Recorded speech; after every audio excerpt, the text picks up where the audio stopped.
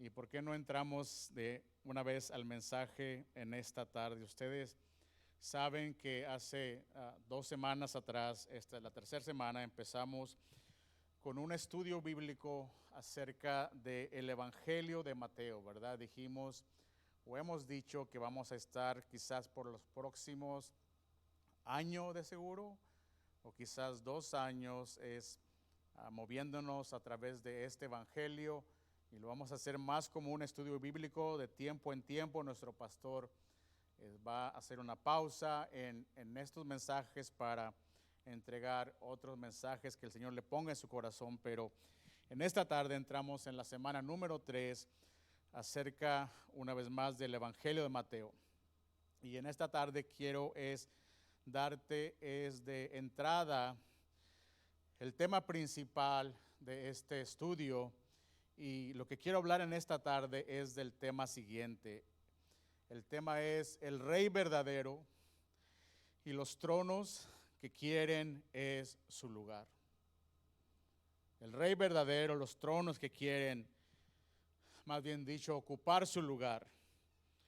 En Mateo capítulo 1 ya se nos ha dicho quién es Jesús, ¿verdad? Él es el hijo de David, Él es el Rey prometido, Él es el hijo de Abraham. La bendición es que fue prometida es al pueblo de Israel. Él es Jesús. Él es Jesús el que salva es a su pueblo de sus pecados. También aprendimos que Jesús es también Emmanuel, Dios con nosotros. Ahora en el capítulo 2, Mateo nos muestra lo que sucede cuando el Rey Jesús entra al mundo. Y lo que nos muestra es lo siguiente, que con Jesús no hay o no existe un terreno neutral. En otras palabras, cada corazón, cada decisión que toma usted o que tomo yo, cada lealtad que se inclina hacia un lado o hacia el otro lado, o nos rendimos al Rey Jesús o lo resistimos, cada eso estamos tomando un lugar. Nuestra no acción no es mantenerse neutros, estamos tomando una decisión. Y esa decisión a veces puede ser el negarnos a reconocer al Rey. Eso no es neutral, eso es rebeldía, es abierta. Algunos se sienten, hermanos, atraídos por el Señor Jesús y reconocen que quieren y deciden adorarlo. Otros se sienten amenazados por Él, aunque usted no lo crea, porque no quieren soltar el control y la autoridad de sus vidas, y por eso se le oponen. Y otros saben lo que es correcto hacer. Otros saben todos los buenos acerca de Él, pero aún así no se rinden a Él y por ende lo rechazan. Esto es lo que nos muestra el capítulo 2 de Mateo, que Jesús es el Rey verdadero y su llegada deja al descubierto todo trono en rivalidad con el de Él. Mateo 2, 1 al 6, la palabra de Dios dice lo siguiente: después de nacer Jesús en Belén de Judea en tiempos del rey Herodes, unos sabios del oriente llegaron a Jerusalén preguntando: ¿dónde está el rey de los judíos que ha nacido? Porque vimos su estrella en el oriente y lo hemos venido a adorar. Cuando lo oyó el rey Herodes se turbó y toda Jerusalén con él. Entonces el rey reunió a todos los principales sacerdotes y escribas del pueblo y averiguó de ellos dónde había de nacer el Cristo.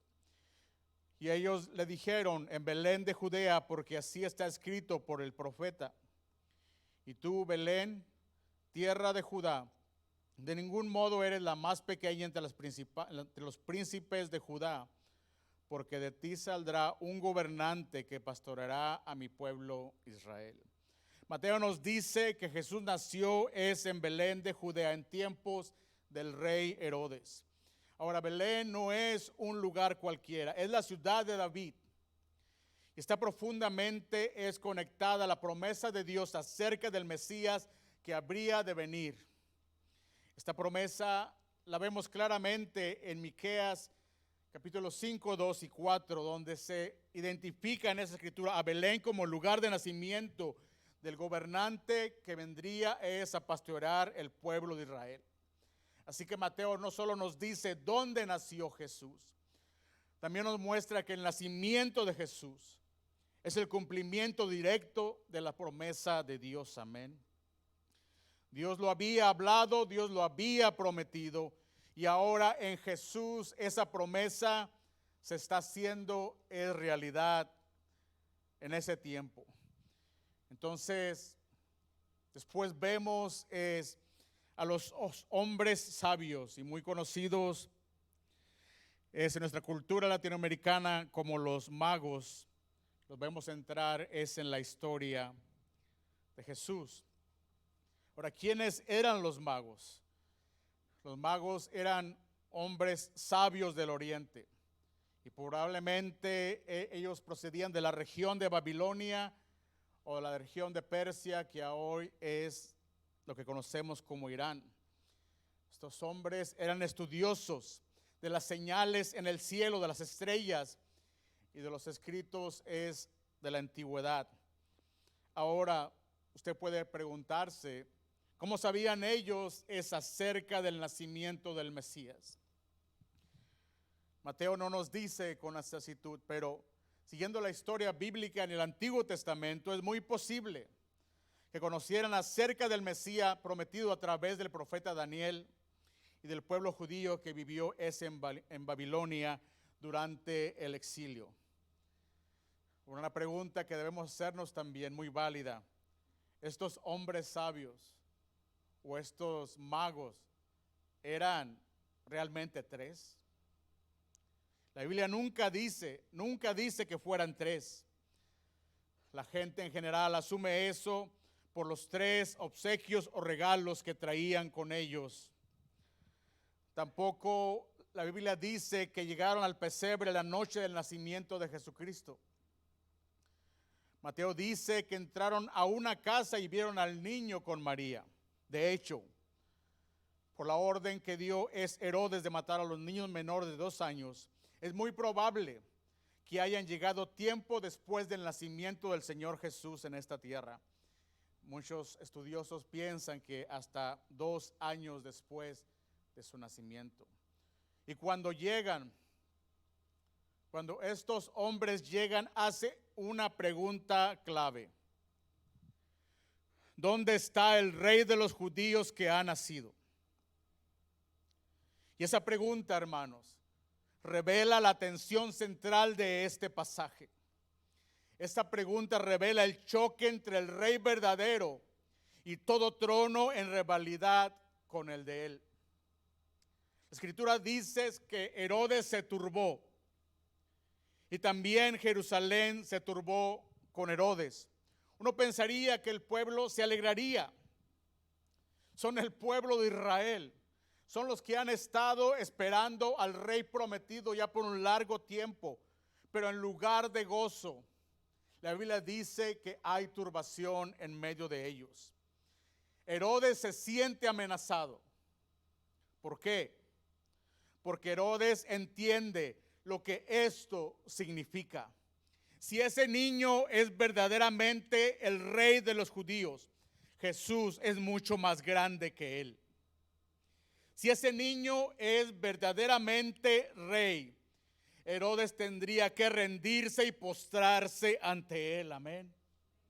Herodes fue el gobernante del pueblo judío que Roma designó sobre Judea cuando nació el Señor Jesús. Era un hombre poderoso. Era un hombre conectado políticamente y era conocido por ser un hombre extremadamente paranoico y despiadado. Así que cuando yo hablar de un niño nacido rey de los judíos, vio a Jesús como una amenaza para su trono. Pero este pasaje no solo deja al descubierto el corazón de Herodes, también deja al descubierto el corazón de todos los seres humanos. ¿Por qué? Porque Jesús perturba a quienes quieren seguir teniendo el control. La mayoría de las personas, hermano, no tienen problema con un Jesús que les dé palabras de inspiración. Aceptan a un Jesús que pueden mantener a una distancia segura de ellos. Incluso estas personas pueden citar palabras, hablar de Él y publicarlo en las redes sociales. Algunos están cómodos con un Jesús lo suficientemente cerca de ellos para bendecirlos, pero no tan cerca para que no interrumpa sus vidas.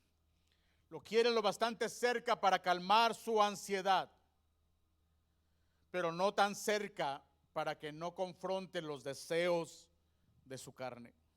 Quieren a Jesús al lado del trono de su vida, pero no quieren al Señor Jesús sentado en el trono de sus vidas.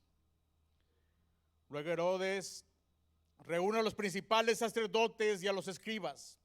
Les pregunta dónde debía nacer el rey Mesías. Y ellos tienen la respuesta.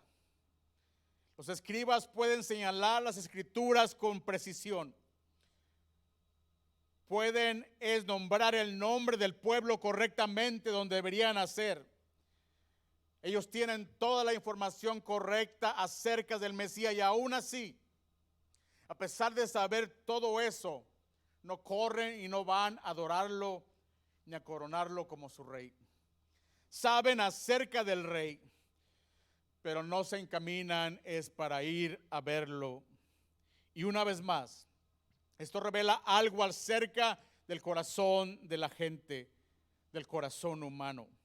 Es posible saber acerca de Jesús sin realmente conocer a Jesús. Y esta es una palabra para muchos el día de hoy, incluso los que estamos dentro de la iglesia. Es posible conocer todas las historias bíblicas.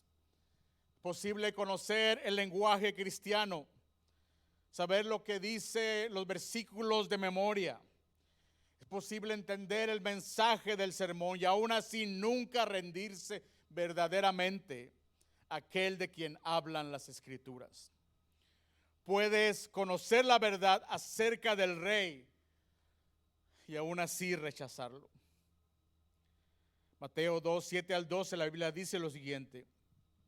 Entonces Herodes llamó a los sabios en secreto y de ellos determinó el tiempo exacto en que había aparecido la estrella.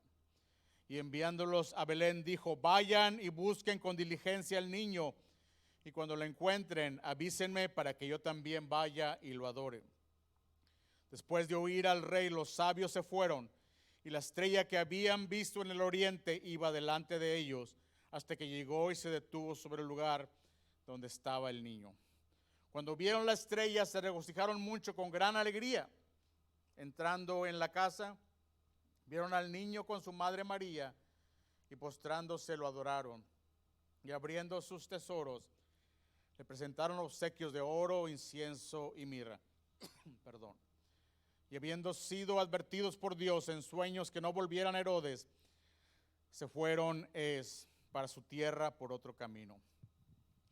Herodes dice, hermanos, que quiere adorar a Jesús, pero eso es todo una mentira. Su rebeldía se ha disfrazado de adoración. Sus palabras dicen, quiero adorarlo, pero su corazón dice, quiero yo seguir teniendo el poder y el control. Leamos lo que Jesús dice acerca de la adoración en Juan 4, 23 y 24. Pero la hora viene y ahora es, cuando los verdaderos adoradores adorarán al Padre en espíritu y en verdad, porque ciertamente a los tales el Padre busca que lo adoren. Dios es espíritu y los que lo adoran deben adorar en espíritu y en verdad. Dios está buscando verdaderos adoradores, amén. Aquellos que le adoren en espíritu y en verdad. En otras palabras, la adoración no se define, hermanos, por saltar o danzar durante la alabanza o cantar los cantos de adoración en voz alta o alzar las manos. La verdadera adoración no es simplemente hacer lo que hace un verdadero cristiano para aparentar ser cristiano por fuera. La verdadera adoración no es solo estar de acuerdo con Dios y su palabra en el nivel intelectual. Herodes dice que va a adorar, pero en su corazón él quiere seguir teniendo es el control de su vida. La manera en que usted y yo nos acercamos a Dios en adoración importa. La manera en que tratamos su palabra importa. La manera en que respondemos a su autoridad importa. Algunos todavía en estos tiempos quieren acercarse a Dios como el rey Usías. En 2 de Crónicas, capítulo 26, Usías, uno de los antepasados que vimos en la lista genealógica de Jesús, en Mateo capítulo 1, cuando se hizo fuerte y exitoso, la Biblia dice que él también, su corazón se enalteció. Decidió entrar en el templo y adorar a Dios de una manera que le estaba prohibida hacerlo. Quiso manejar lo santo en sus propios términos. Y su soberbia lo llevó a la ruina. Eso es lo que hace el orgullo, hermano. El orgullo quiere a Dios, pero no quiere rendirse ante Él. El orgullo dice, voy a adorar a Dios a mi manera y no a la suya. La adoración verdadera que llega a Dios es la que se hace dentro de sus términos, en otras palabras, a su manera. Los magos encuentran a Jesús y lo adoran. Le presentan obsequios, oro, incienso y mirra. Le presentan oro porque es un regalo digno de la realeza. Y ellos han venido a adorar al rey de los judíos, ¿verdad? Le obsequian incienso, porque el incienso era usado para los sacerdotes en las ofrendas y en la adoración delante del Señor en el tabernáculo y en su templo. Le traen mirra porque anunciaba el sufrimiento y la muerte de Jesús, porque la mirra era una especie utilizada en los ritos de la sepultura. Estos obsequios que estos hombres le trajeron al Señor no son casualidad. Estos obsequios son proféticos. Encajan perfectamente con la verdad de quién es el Señor Jesús. Porque Jesús, todos sabemos, es el Rey verdadero, ¿verdad?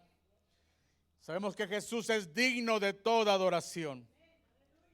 Y que Él es el Salvador que daría su vida por su pueblo. Por eso decimos siempre que a Él es la honra y la gloria por los siglos de los siglos. Amén.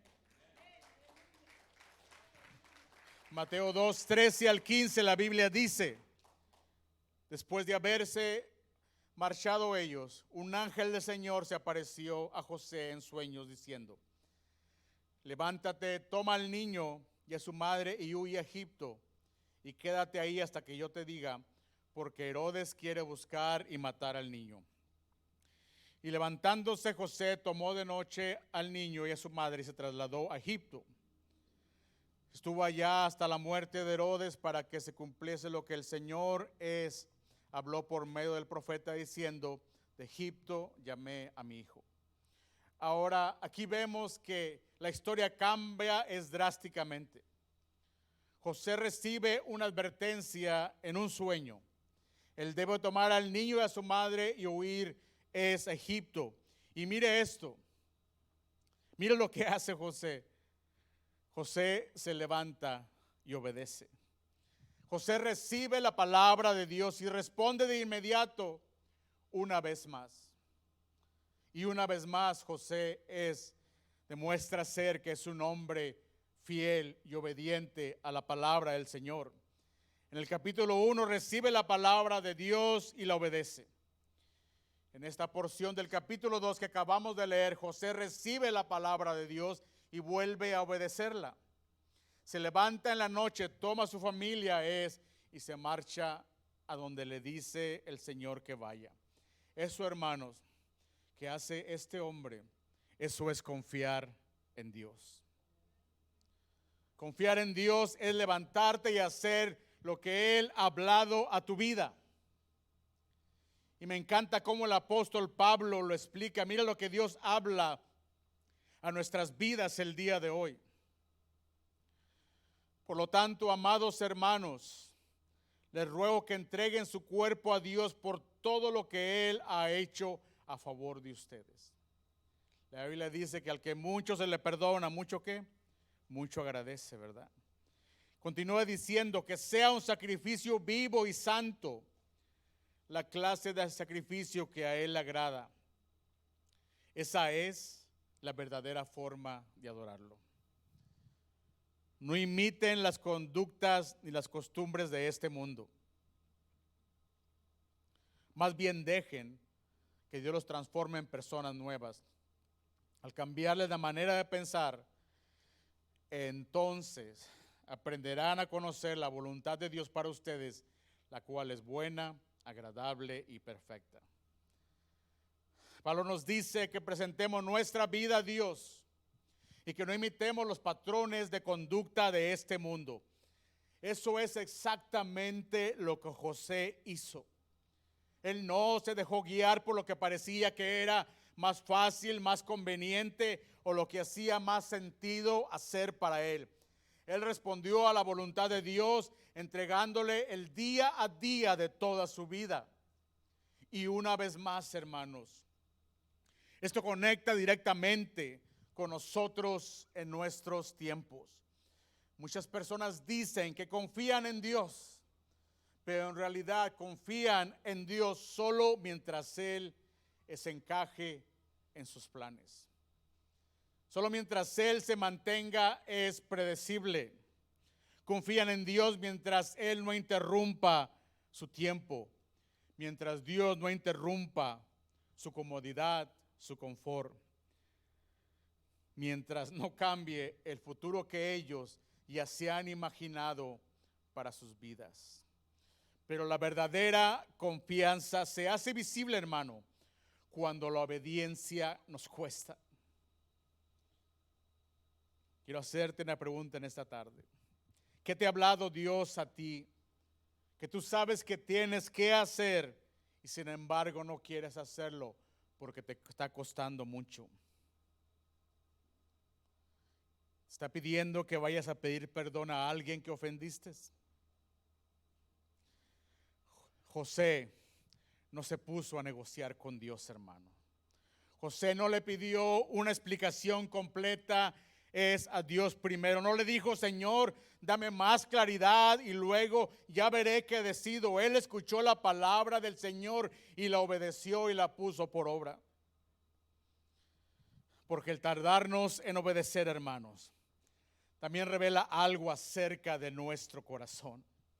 Revela un corazón que todavía quiere es mantener el control de nuestras emociones. El control es que no queremos ir a pedir perdón. El control, las cosas que sabemos hacer y que tenemos que hacer, pero no las hacemos.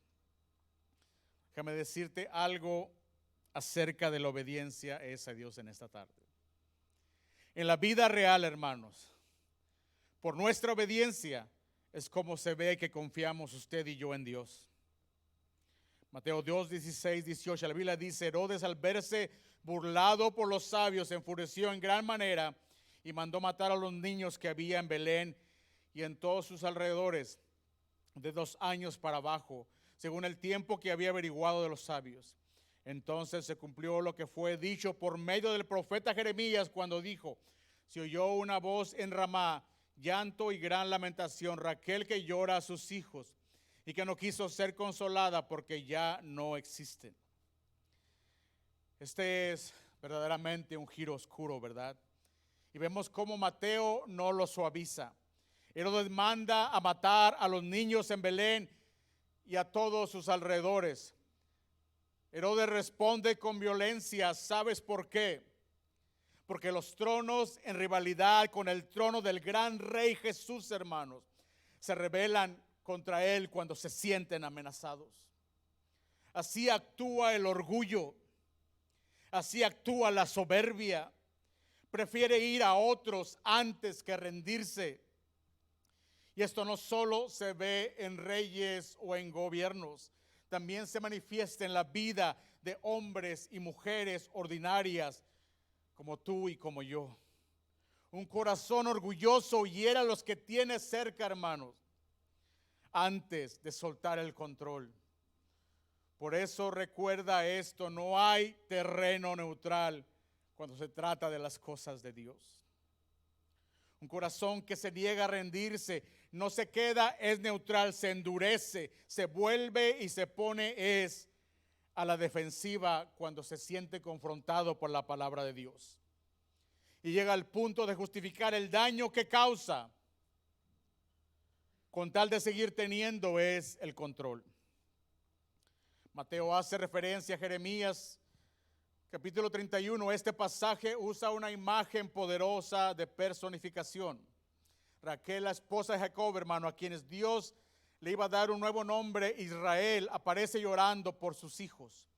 Es una manera de decir que las mujeres de Israel están llorando, que el pueblo entero está en duelo, que hay dolor, que hay sufrimiento, que hay pérdida. El verdadero rey ha entrado a un mundo, hermanos, lleno de violencia. El verdadero rey ha entrado al mundo lleno de sufrimiento, lleno de temor, de oposición a su reino. La angustia es real y algunos de ustedes saben lo que es sentir ese peso. Tal vez no está sintiendo el mismo dolor que sintieron las madres que perdieron a sus hijos, pero sí está sintiendo un dolor verdadero en este momento. Quizás estás pasando por un luto familiar, por pérdidas económicas, de relaciones. Estás pasando quizás por un dolor que no esperabas. Estás siendo afligido por dolor. Es que cambiaron el rumbo de tu vida y aún llevas heridas contigo. Quizás estás pasando por cosas que nunca pediste, pero que ahora esas cosas forman parte de la historia de tu vida. Pero escucha esto, hermanos: mientras hay vida, hay esperanza. La historia en Jeremías 31, esto es lo hermoso de esa historia, que no termina en dolor. Así como la historia que estamos leyendo en Mateo 2 tampoco va a terminar en dolor. Aún en medio del dolor, Dios promete esperanza para tu situación y las mías. Amén. Aún en el dolor, Él promete restauración. Él sigue obrando conforme a su voluntad. Él no pierde el control de sus planes. La historia de tu vida, déjame decirte algo, no se ha detenido. Sigue avanzando bajo la mano soberana de Dios. Sí, el mal es real, pero no tiene la última palabra. Amén. A pedir a nuestro hermano Dani si puede pasar y aquí al frente para cerrar. Mateo 2, 19 al 23, la Biblia dice: pero cuando murió Herodes, un ángel del Señor se apareció en sueños a José en Egipto, diciéndole: levántate, toma al niño y a su madre y vete a la tierra de Israel, porque los que atentaban contra la vida del niño han muerto. Y levantándose José tomó al niño y a su madre y vino a la tierra de Israel. Pero cuando oyó que Arquelao reinaba sobre Judea en lugar de su padre Herodes, tuvo miedo de ir allá y, advertido por Dios en sueños, se fue para la región de Galilea. Cuando llegó, vivió en una ciudad llamada Nazaret, para que se cumpliera lo que fue dicho por medio de los profetas: él será llamado Nazareno. Herodes muere. A José se le da dirección una vez más. Y una vez más obedece. La familia regresa y Jesús es llevado a Nazaret. No a Jerusalén, no a un lugar donde uno esperaría es encontrar al rey de Israel. Él es llevado a Nazaret. Nazaret era un pueblo, hermanos, pequeño, un pueblo ignorado en la región, de Galilea. Tenía fama de ser un lugar sin importancia.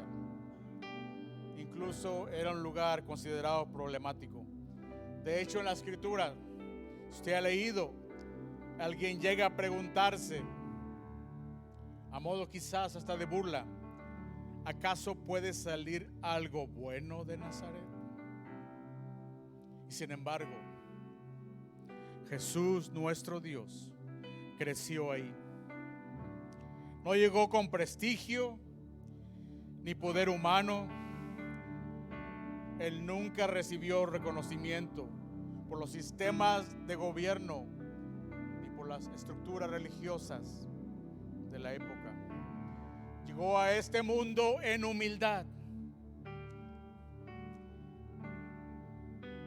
El amado de los cielos llegó a este mundo en humildad, en la oscuridad de la noche. Fue predicado y fue rechazado por muchos. Jesús se encuentra con las personas, hermanos, en lugares comunes, en lugares ignorados, en lugares rotos. Pero no importa dónde te encuentre Dios, Él sigue siendo el Rey, nuestro Rey, amén. Así que cuando damos un paso atrás, miramos el capítulo 2 de Mateo, surge una pregunta inevitable en esta tarde. En mi tierra, en Nuevo León, dicen derecha la flecha. ¿Quién está ocupando actualmente el trono de tu vida?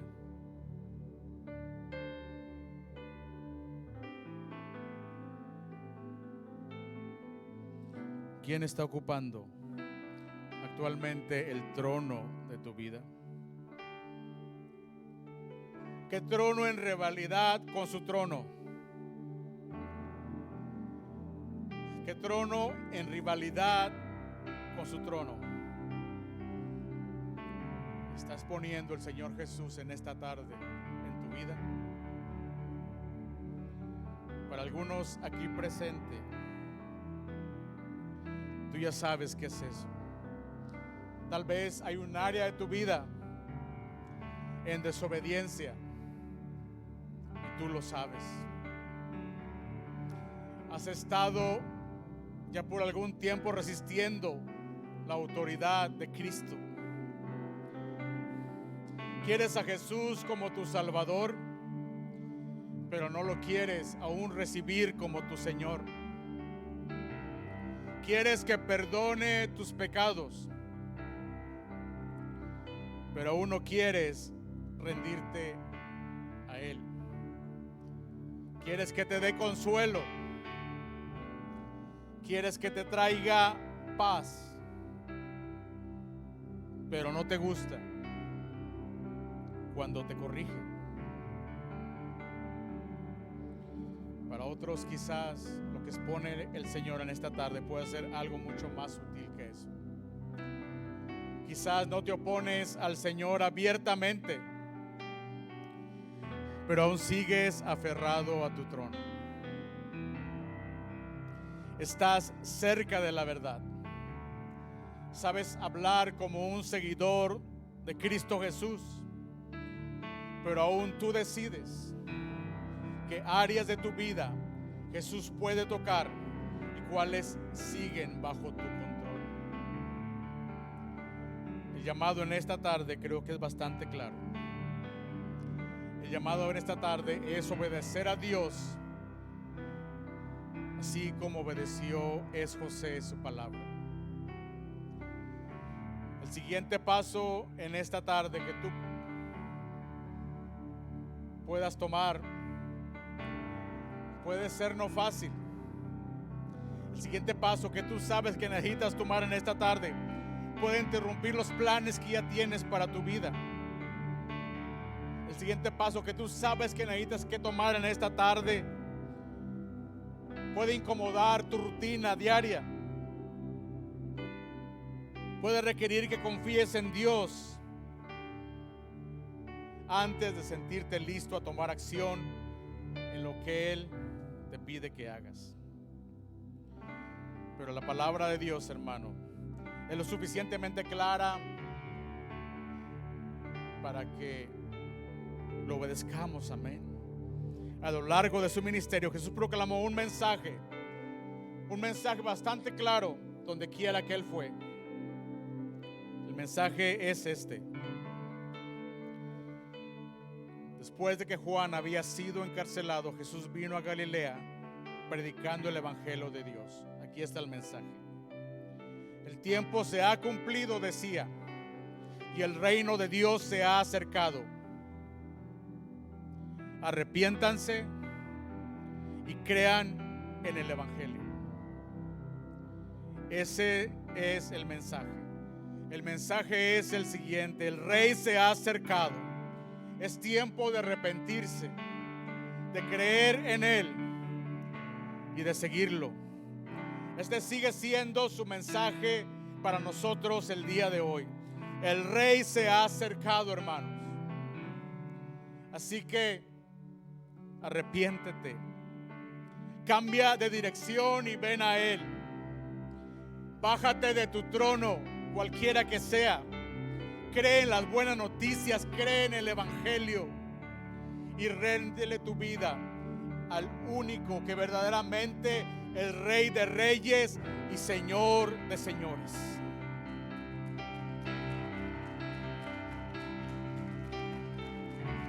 La buena noticia es esta: Él salva a todos los que vienen a Él, a todos los que ponen su fe y su confianza en Él. Quizás has sido un rebelde ya por mucho tiempo. Si tú vienes a Él, Él te salva y te perdona. Quizás has sido orgulloso o soberbio ya por mucho tiempo. Si vienes a Él, Él viene y te perdona y te salva. Él salva también a los religiosos que conocen la verdad, pero aún no se han rendido a ella. Él salva a los quebrantados de corazón. Él salva a los que están en luto. Él salva a los que han pasado demasiado tiempo tratando de gobernar su propia vida, si ellos se arrepienten en esta tarde. Así que déjame decirte algo: no importa tu historia, no importa dónde has estado, no importa cuánto tiempo lo has resistido. Si te vuelves a Él, Él te perdona y te salva de tus pecados de una vez por todas. Amén. Vamos a poner de pie. Voy a pedir al equipo de oración si puede pasar. Que me termino con esta escritura muy conocida, ¿verdad? Muy conocida. Todos la conocemos. Todos conocemos Juan capítulo 3, 16, ¿verdad? Porque de tal manera amó Dios al mundo que ha dado a su Hijo unigénito, para que todo aquel que en Él cree no se pierda, mas tenga vida eterna. Eso, hermanos, se llama gracia. Gracia, ¿verdad? Porque no envió Dios a su Hijo al mundo para condenar al mundo, sino para que el mundo sea salvo por Él. El que en Él cree no es condenado, pero el que no cree ya ha sido condenado, porque no ha creído en el nombre del unigénito Hijo de Dios. En esta escritura muchos tropiezan. Muchos tropiezan porque dicen: ¿a poco Dios, si no creen, me va a mandar al infierno? Entonces Dios me va a mandar al infierno si no creo en Él. Creo que una mejor manera de decirlo es la siguiente: Jesús, Él no condena a nadie ni envía a nadie al infierno, pero tampoco va a obligar a nadie a entrar al cielo. Ahora déjame hablarte cuál es la verdadera condenación. Y esta es la condenación: que la luz vino al mundo, el Señor Jesús, ¿verdad? ¿Y qué pasó? Los hombres amaron más las tinieblas que la luz. Esa es la condenación. Porque sus obras eran malas. Por eso no lo recibieron. Porque querían seguir teniendo el control. Porque todo aquel que hace lo malo aborrece la luz y no viene a la luz, para que sus obras no sean reprendidas. No hay terreno neutral, hermanos. O estamos con Dios o estamos fuera de Él. Aquí está toda la predicación, semana tras semana, en un párrafo. Nuestro fundamento de fe: Jesús es el Rey verdadero. ¿Quién dice amén? Y por eso ya no puedo seguir gobernando mi vida. Que esta sea tu oración en esta tarde. Me arrepiento, confiaré en su palabra y me someteré a su autoridad. Él es digno de mi adoración y de mi obediencia voluntaria. Si tú crees eso, dale un aplauso de alabanza en esta tarde. Gracias te damos, Señor, en esta hora por tu palabra, oh Dios. Gracias te damos por tu presencia en este lugar, Señor Jesús. Padre, remueve todo trono, Señor, que no pertenece en nuestra vida, Señor. El único trono que debe haber, Señor, es el tuyo, Padre, en tu vida. Remueve todo orgullo, Señor. Remueve toda raíz de amargura. Remueve todo enojo, toda ira, Señor, de nuestras vidas. Remueve, Señor, todo aquello que nos estorba, Señor, que está en el camino, Señor, de tener una relación íntima contigo. Échalo fuera, sácalo de raíz en el nombre de Jesús de Nazaret. En esta tarde, como iglesia, reconocemos que hay áreas de nuestras vidas, Señor, que aún no hemos entregado completamente, Señor, ante ti. Oh, pero en esta tarde, Señor, las entregamos y las ponemos a ti ante tu presencia. Toma control de ese hábito, de esa mala conducta. Quita la maldicencia de nosotros. Quita todo aquello, Señor, que está estorbando, Padre Celestial, nuestra relación contigo, Señor. Reconocemos, Señor, que solo tú eres santo, que solo tú eres Rey, que solo tú, oh Dios, da libertad en nuestras vidas. Oh, te alabamos, Señor. Decimos que eres grande. Por los siglos de los siglos, solo tú eres Rey. Recibe, Señor. Te entregamos todo eso en esta tarde. Y mientras pasamos, oh Dios, a entregarte todo eso, te decimos gracias por lo bueno que has sido con nosotros hasta el momento. Hermano, yo te invito en esta hora, mientras alabamos al Señor, que pases al frente para que oren por ti. Dile al Señor qué es lo que tienes que entregar en esta tarde. Y restablece una vez más tu comunión con Él y tu relación con Él. Gloria al nombre de Jesús. Amén. Adoramos a Dios una vez más.